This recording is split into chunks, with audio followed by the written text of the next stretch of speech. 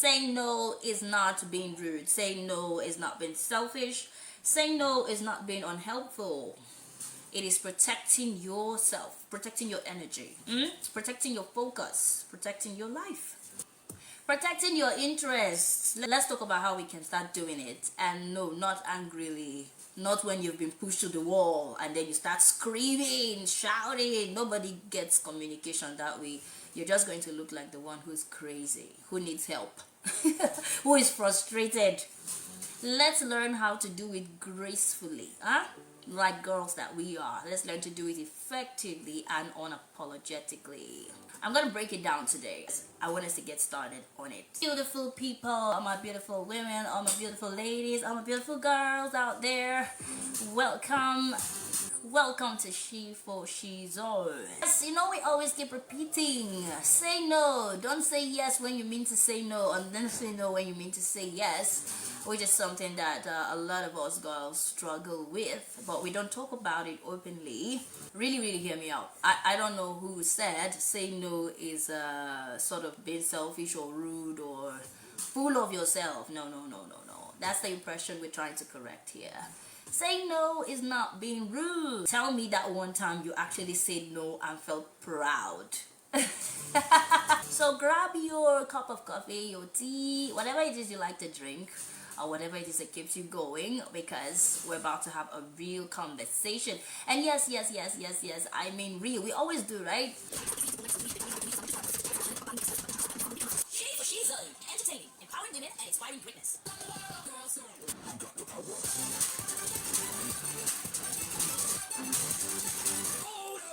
My turn. Yes, you're listening right now. You're recognizing, like, oh, sugar. How do you know that? All right, just in case I forgot to introduce myself. All right, not to forget. In case you're just wondering, who's that talking on the microphone? It's your girl right here. I'm the queen of the airwaves, self-acclaimed. Your savvy girl on radio. Yes, that's me. You can call me Sugar, or you can put the queen to it. I like it better that way. You are listening today, and it's your first time. Permit me to give you a grand welcome. That's for you. I want us to get started on it. Okay, I can just be all blank and say no. But hear me out. At times when you said no and then you be like, oh, I actually pulled that off. Oh my goodness. And you felt like, gifting yourself a Ferrari or something. I don't know. Before that, can we actually deal with why it's so hard? No. Like N-O, 2-letter words. Why is it so difficult? Society's expectation is the very first one. You just have to be helpful, accommodating, nurturing. It's in your nature. It's in your DNA. And then there's the fear of conflict. If I say no, they'll be upset. I don't want to rock the boat. No, I don't want to upset things, please. And then there's the voice of perfectionism. I should be able to do everything. I mean, hey, I should be able to handle everything, and I don't need to even be put in a situation where I have to say no or yes. Let me just handle it. And I see this play out all the time around me. Women doing more than they can do, carrying on more than they can carry, juggling too much, family, friends, work, community, responsibilities, and the likes. And then if they ever feel a need to want to rest or take a break, there's that feeling of guilt that comes, Anytime they want to focus on themselves or their own priorities, their own passion, their own hobbies, there's this sense of guilt that comes. Do you feel like I'm talking to you? Can you recognize any of the things I'm saying? Yeah? They say that you cannot pour from an empty cup. Alright? So saying yes to everything often means saying no to yourself. And that's where burnout actually sneaks into your life. And for the few times you've ever dared to say no, what were the consequences? Burnout, stress, frustration, sometimes resentment, sometimes they stop talking to you. You lose that relationship or so-called friendship you thought you both had. Sometimes you lose all of that. Maybe you start feeling like they don't really understand, because can't you see how I'm bending over backwards just to be in everybody's life and do things for every other person but myself? But no, they can't see that. Some of you are smiling now because you know this feeling. You've been there, you've overcommitted, you felt invisible, you've thought, I should have just said no. Why did I even carry on with this? It's like saying yes to 3 different events in a day, and by the 4th you're texting your friend, please, can I just sleep? Now, if you're gonna do this gracefully, if you're gonna do this with style, swag, finesse, steez, that's the word I was looking for. This is how. How do I say no without burning bridges? How do I say no without feeling guilty? First, you have to be honest, okay? Be honest but polite. Remember the part where I say you get angry and you scream and shout out your frustration? Maybe you say things you're not supposed to say, or you communicate, but not in the way you're supposed to communicate. Something like, I don't get it. Why do everybody treat me like I'm second fiddle and you just scream and shout? I can't do it. I'm tired. And they're wondering, where is this coming from? Because all the while you were smiling the whole time saying, no problem. I'll find a way. Yes, I'll do it. Don't worry. I'll get it done. That was what you were saying initially. But inside you, you're screaming, no, no, no. And then when it gets up to where it can no longer get, like, you can't take it anymore, you just lose it. You lose your steez, your composure, your gracefulness, and your ladylikeness, and you start screaming. And people wondering, where is this coming from? Because the whole time you didn't give even a hint, either through body language or face language or whatever, that you are exhausted. You didn't give that. So they wonder where this is coming from. That's a result of piling that exhaustion and frustration without actually communicating. So if you're going to be honest, from the moment you begin to feel like I can't do this, or I cannot take that alongside all the other things I'm doing, be honest but polite. Let me give you a very good way to put this. I'm honored you asked, but I won't be able to commit right now. With a very beautiful smile across your face. You know? Yes. You see that I'm honored you asked, eh? It has taken all the space there. Just, wow, so kind of you to ask, but right now I'm on a project and this won't allow me to give 100% of myself to this. I would really love to do this, but can we consider talking about this some other time? Very nice.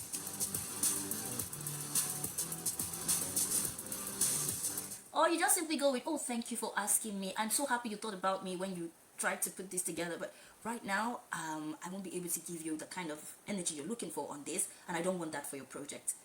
Can you check on me, say 2-3 months time when I'm done with this project? I would likely be available. I'm doing a monologue here, but there are 1,001 ways to say no. I just literally said no, but in a very sweet way. Another way to gracefully do this is you can offer alternatives. You can. I can't help with this right now, but perhaps you should check on... Anyway, that's setting somebody else up, but either ways, if they don't want, they can say no as well. It's an opportunity you passed over to them, right? Or you suggest a better way they can handle that. Maybe someone wants you to do something and you said, I can't really do that, but maybe you should. Can you download this app? I think they have ideas on how you can go about this, how you can navigate this, or how you can check it. Can you check up on Google? Have you, all those kind of things. The person cannot be angry with you. This person cannot hold a grudge because they could just feel it off you that you genuinely want to do this thing. And you're not just saying no, you're offering them a way out since you can't. But my dear, the real thing is you're saying no. No. If you never get to that point where you're thinking, should I say no or should I say yes? What is going to help you make that decision is priority. Your priorities has to come first. So you check that. You have to focus. What are your current commitments? What are the things you're doing right now? What are you handling that's very important to you, that needs your time? You can't put those at the back and then start considering someone else's project, except you don't have any of those at the time. So, okay, I have much time on my hands now, so I think I can do this, okay? But if you have things that need your time, your attention, don't say, okay, and then in your mind, you're thinking you're going to find a way to juggle them both. The thing is, your own project is going to suffer. Your priorities are going to take the back seat. That's what it means. And I don't think that's good for anybody. And I don't think anyone should expect that of anyone, please. So the word is protect. I didn't say put your priorities first. I said protect them. Protect them, guide them. Because it's like you wouldn't intentionally put your priorities backwards. But because of the situation and because you have to satisfy this person, you have to meet their timeline or their deadline, automatically yours is put on hold. Do you see that? So protecting your priorities is doing, can I get back to you on this? Can I get back to you on this? You don't have to even give an immediate yes or no. Can I think about it? And then if you're very polite, which you should be, you can say, give me a day or two, I'll get back to you. Give them like strict timelines on when you get back. But if they need it like immediate, I can't give you an immediate answer. I have to check on my schedule. I have to check on the things I need to get done. I don't think anybody should. I don't think anyone should be angry that you are thinking about the projects you have on hand or the things you want to do before you actually consider adding theirs to yours. Come on, who does that? Nobody should. And if you feel, oh, sugar, please, I don't have time to be talking all this plenty thing, then great. No long explanation. Just give a clear, respectful, no, I'm not available. Huh? No, I don't think I can do that. I'm not available. I can't. Or I won't. No, I won't is like really, it's really, really rude, but I won't be able to. I can't do this right now, or I'm not available for this, or I wouldn't have the time for this. Just give a no and move on. I was seeing a movie recently and someone asked the lady to go out. Friends, basically. So let's not say it's like a romantic thing and maybe she's turning down the romantic offer. But they really just wanted to go out and have fun. And she said, I'd love to, but my couch and I have a date. My couch. Like she's talking about the chair. The chair in her sitting room. And she's in her chair. And okay, this is what she's literally saying. If you translate that into, like, away from the humor. She's trying to say she needs to rest. I know it sounds weird, but rest is enough reason to turn someone down. Yes, rest in itself. You can tell someone, please, I need to rest. For me, if you tell me you need to rest, I take it very seriously. I can't get offended when you tell me you need to rest. In fact, I appreciate you for that because I feel you listen to yourself, you listen to your body enough to know that it's telling you, hey, slow down. I don't want to break down. That means this is someone who prioritizes their self. I love it when someone tells me I need to rest. And I don't see it as a flimsy excuse. But there are people that when you tell them, oh, please, I need to rest, they'll be like, just 2 minutes. I don't know what to make of such kind of people anyways. Maybe they don't rest. Or they don't just feel like you should rest. Maybe you should prioritize what it is they want you to do for them over rest. So they're pretending they don't know the value of rest. But if you're such a person, please turn a new leaf. When someone says they need to rest, it's not necessarily an excuse. It tells you they value themselves. So girls, yes, let's learn to use this often. I need to have rest. I need to have some me time. Me time. It's okay. It's okay to have me time. I hear people have solo dates. I know it sounds like it's something new or something Gen Z, but girls, even if you're a millennial, you're listening to me right now, I think it's something you should consider making a part of your calendar or your schedule. Have some time where you're just by yourself, sitting by yourself, thinking, conversing with yourself. That is enough. One of the things you prioritize over committing to some project when you need your me time. You need your time to get your brain together. Yes, it's not a waste of time. It's not a waste of time. It's very important. And I'll just wrap that up with saying, no doesn't make you a bad person. It makes you wise. It makes you disciplined. It makes you self-aware. And I'm not saying say no even when there's no need to. If you can genuinely help, and if you have the time to, and you can actually bring much value without sacrificing yourself on the table, that is, of course, you should go out and help. You should contribute to that project. You should give your ideas. You should have time for other people too. But I'm saying, we're not doing the self-sacrificing thing. It doesn't work. It's not healthy and it's not good for you. And yes, this is even branching off into something we're going to talk about much later in the program, like some other time. But this is you defining boundaries in your work and in your life. I've heard of people who get called on the phone like off work hours during maybe their family time. Someone just tries to drop work on them. All of that, no. That is, even in your life, in everything you do, you have to redefine those boundaries. Now, saying no is not just a one-off situation. This is real-time boundaries that is going to protect your energy, your focus over time. It's going to create a kind of space around you that's going to help you be more productive. That's the goal. Maybe at work you have this particular person who likes to drop on extra things on you, just as a thing of habit, or maybe, I don't know, just maybe you're listening right now and maybe you are supposed to be a subordinate, kind of, or even a superior. It doesn't even matter what position the person occupies, but there are people like that that just feel like I can just drop projects on other people, I can just do it because I can, probably because they have a superior voice, or they just have this bully type nature in them. It could be maybe when you're doing your apprenticeship, you're learning a trade or something, you just pick up that energy from them. If you're not going to allow that happen, you have to start setting limits. You're going to have to start setting limits. Decline those extras, all of those extras that you don't need. Maybe they say, well, you handle 5, you handle 10, you handle 2, and someone is trying to tell you to take an extra 14, just because. Decline those, except it's for extra pay. That's in the work setting. I know of people who set strict limits on hours of communication. Say, once I leave here, please don't call me about anything, like, just, this is my time for this, is my time for that. Just protect your focus. Maybe you have something else you're working on. Protect your focus. I know people say, this is my study time. This is my sleep time. And they're very strict on that. Please, even the whole family knows that, so they don't encroach. And even at home, all those obligations that drain you, when you are done with it, you just can't even find yourself. Whether from family, friends, some favors like that, be like, can you help me do this? Can you help me pick this person? Can you help me drop that person? Some of these things come as little favors, and before you know it, it drains you. But you're just bearing. If I say no now, and then you're complaining behind, you're murmuring, you can have a literal heart-to-heart. I don't think I can keep picking up your child. I love doing it, trust me, I enjoy it. But I discovered that when I do that, it affects my time for this and this and this. Can you try doing this, that, so that... What about social life? Someone invites you for an event and you don't want to go. You literally don't want to go. But here you are asking, how do I say no now? You have something better you want to do with that time. Not because you don't like them, just as a matter of priority. It isn't a priority for you.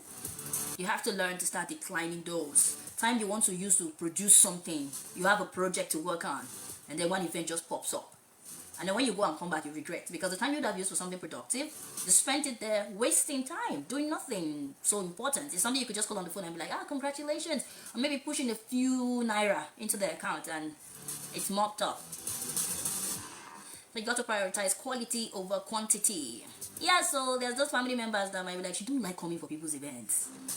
Or there might be that colleague that will just roll their eyes and be like, she's so full of it. Or he's so full of it, whatever. Remember that your energy is precious.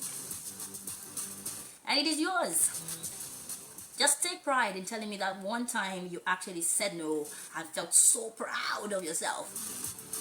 And if you haven't ever said no because it's difficult, it's okay. You can sit and tell me what the challenge actually really is. Let's talk, girls. What's that one thing that you've said yes to, but deep down, you really wanted to say no? I can remember so many times when I was in that situation where someone said, can you do this for me? And inside of me, I really didn't want to do it. But somehow I said, okay. They knew they knew I didn't want to do it. There are people like that. They can just read the energy and know that you don't want to do it. But they pretend.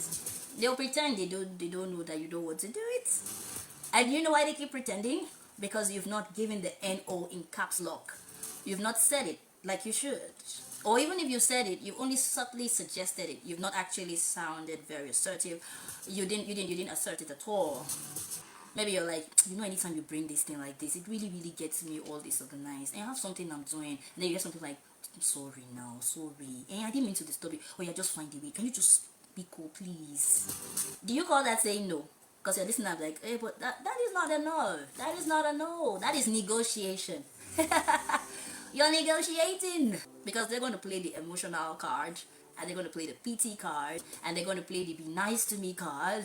Some people got past that, hey, that's why I love you. You're the only one that can do this thing for me. Like, I've gone round. Everybody that does it, I always have an issue. But when you do it, I have all the peace in the world. Sweetheart, that is manipulation. Manipulation disguised as compliments. You can also throw it back and say, yes, I know, I truly understand where you're coming from. I would love to, okay? But right now, I just can't. And then when they go there, I don't know, have I complained before? Have I said no before? There's a reason this time around. I think that should cut it. They won't want to sound ungrateful, will they? And just in case you're listening and you're that one person who cannot get a no, even by the gesture, body language, that's not good. Someone is giving you every vibe to let you know that, look, I'm not cool with this anymore. I don't want to do this. But because they're not giving you a no, you just be pretending like you don't know. I don't know what to call that though. You're a girl listening to me and you do that, that's not nice. Because I'm really sure you would want someone to respect your no, or at least read it off your body language because you don't want to be rude, in quote. Sometimes it's because they want to preserve the relationship or they don't want to rock the boat. So sometimes, even when people are not verbal, I think we should give them that courtesy of just knowing that, okay, we've overstepped our bounds here, or we've overstepped our welcome here. Like, this person has done this thing more than they should. I mean, at this point, I'm overdoing it. At this point, I'm literally taking advantage of this person and I need to stop. A girl with class, a lady with class and self-respect, and respect for other human beings should be able to do this.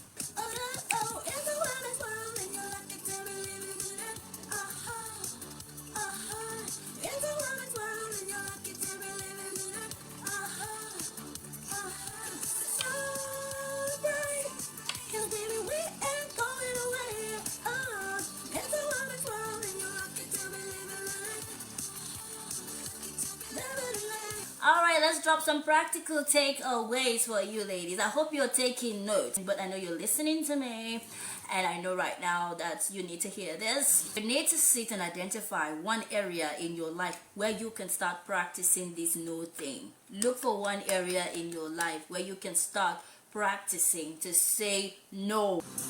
Could be your marriage. I'm going to be like, am I supposed to say no to my husband? In some things, in some things, please. Maybe the way you guys delegate duties, or maybe you feel like he leaves you alone to do a lot of things, like so many things, and he's draining you physically. You can have a conversation, not like, no, I will not do this in this house anymore. No, that's not the kind of no I mean. No, the kind of no is, I can't continue doing this. Can we find a way around this? Yeah? That's priority. You're prioritizing yourself and your well-being. But you're doing it with steez, with class. Don't forget that, girls. All right, and now write down your priorities. Get a pen and a paper wherever you are. Write down your priorities. What do you prioritize? Is it your mental health? Is it your physical health? Or is it your beauty sleep? Or is it your project you have on ground? Some personal things you need to put together. Write them down and let this begin to guide your decisions from here on out about the things you accept to do or refuse to do. Do you understand that? What are the things that are very, very, very important to you right now? Is it spending more time with your children? Is it spending more time with your children? Maybe observing them, guiding them through their teenage years. You need to create time for that. Then you know what you should do. You have to create space for that. You want to learn a skill. You want to start on a new business or a new project. You want to get more in tune with yourself. Whatever it is, just write down your priorities.